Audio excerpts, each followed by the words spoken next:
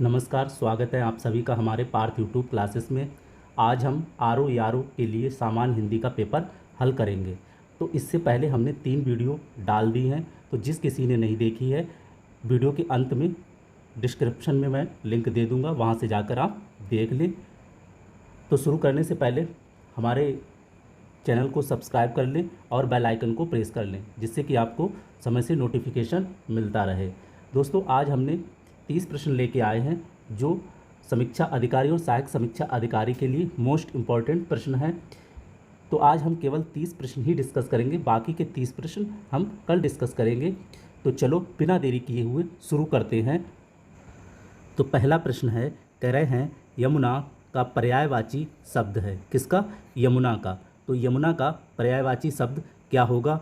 कालिंदी, भागीरथी, यामिनी या कालिंदिनी। तो यमुना का जो पर्यायवाची शब्द है वो सही क्या होगा? कालिंदी। क्या होगा? कालिंदी।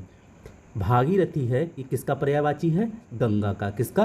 गंगा का। और जो यामिनी है, ये किसका पर्यायवाची है? ये पर्यायवाची है रात्रि का। किसका? रात्रि का। अगला प्रश्न है, कह रहे हैं निशीथ शब्द का पर्यायवाची नहीं है। तो निशीथ शब्द का पर्यायवाची कौन सा नहीं है, ये बताना है। तो रात्रि है, रजनी है, तम है, निशा है। तो निशीथ का जो पर्यायवाची है वो कौन सा नहीं है? वो तम नहीं है।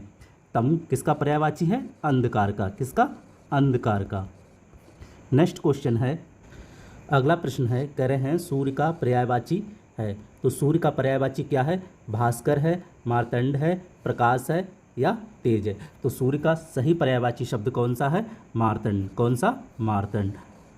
बाकी सूर्य के पर्यायवाची और भी हैं, कौन सा हो जाएगा? तरिणी। कौन सा हो जाएगा? तरिणी, आदित्य,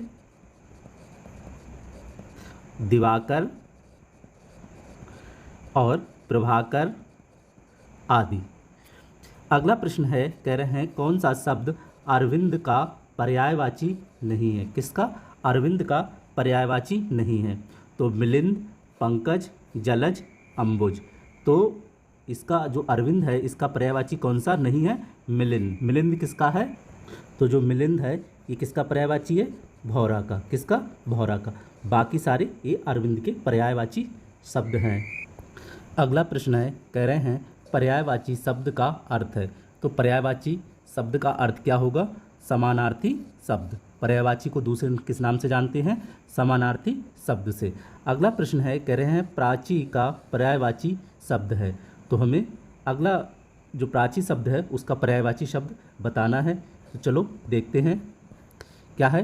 प्राचीन है, प्राकृत है, पूरब है या प्रज्ञा है। तो इसका सही आंसर क्या है? इसका सही आंसर क्या है?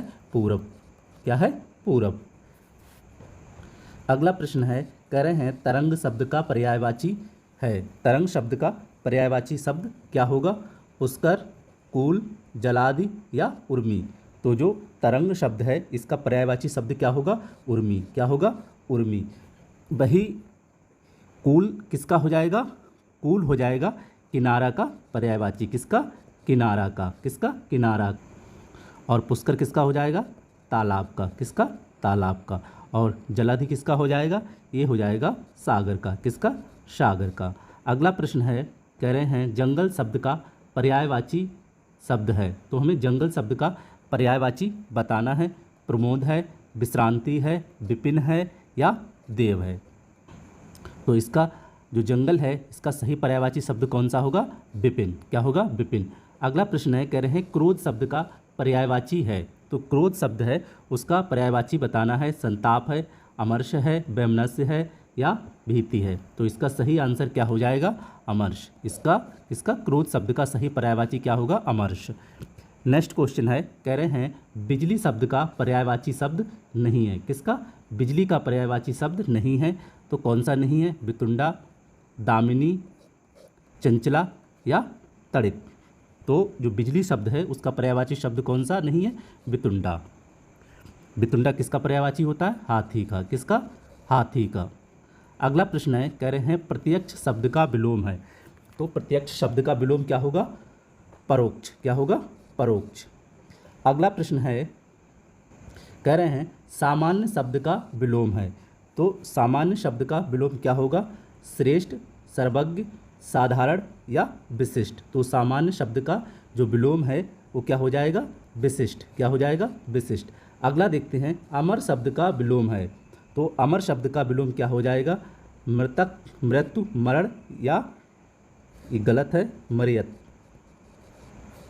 ठीक, तो इसका सही आंसर क्या हो जाएगा? मृत्यु। अगला प्रश्न है, कह रहे हैं उपकार शब्द का विलोम है। तो हमें शब्द का विलोम शब्द बताना है। तो उपकार का क्या हो जाएगा? विकार, अनुपकार, अपकार या तिरस्कार। तो उपकार शब्द का विलोम क्या है? अपकार। क्या है? अपकार। नेक्स्ट प्रश्न है, कह रहे हैं तिमिर शब्द का विलोम है। तो हमें बताना है कि तिमिर शब्द है, इसका विलोम शब्द क्या होगा? तो आलोक है, किरण है, रंगीन है या रंगहीन है। तो तिमिर शब्द का जो विलोम शब्द है वो क्या है? आलोक। क्या है? आलोक।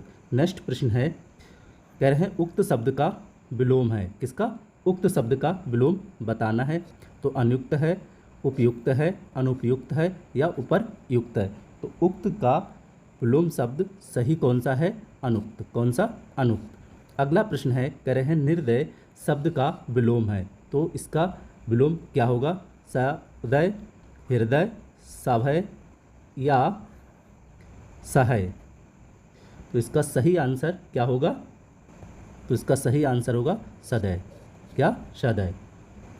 अगला प्रश्न है, कह रहे हैं उन्मीलन शब्द का विलोम शब्द है। किसका हमें बताना है?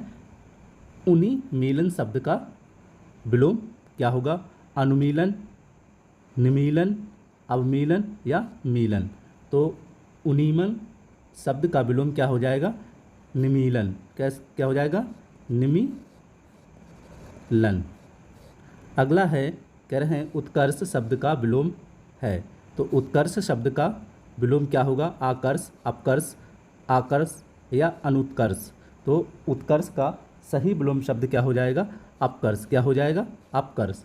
अगला प्रश्न है, आविर्भाव शब्द का विलोम है। अनाविर्भाव, आविर्भाव, विभाव या तिरोभाव। तो इसका सही क्या होगा? तिरोभाव। क्या होगा? तिरोभाव। अगला है, कह रहे हैं कौन सा वाक्य शुद्ध है। कौन सा वाक्य शुद्ध है ये बताना है। कह रहे हैं आइंस्टीन के पास विलक्षण बुद्धि थी। आइंस्टीन के पास विचित्र बुद्धि थी। कह रहे हैं आइंस्टीन के पास अलौकिक बुद्धि थी। कह रहे हैं आइंस्टीन के पास दैवीय बुद्धि थी। तो इसका सही आंसर क्या हो जाएगा? इसका सही आंसर है आइंस्टीन के पास विलक्षण बुद्धि थी। अगला वाक्य है, कह रहे हैं कौन सा वाक्य शुद्ध है।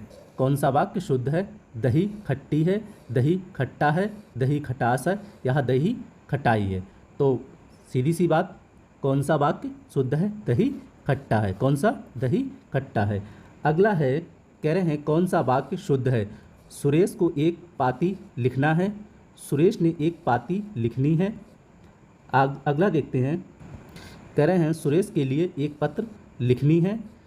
अगला है सुरेश के लिए एक पत्र लिखना है।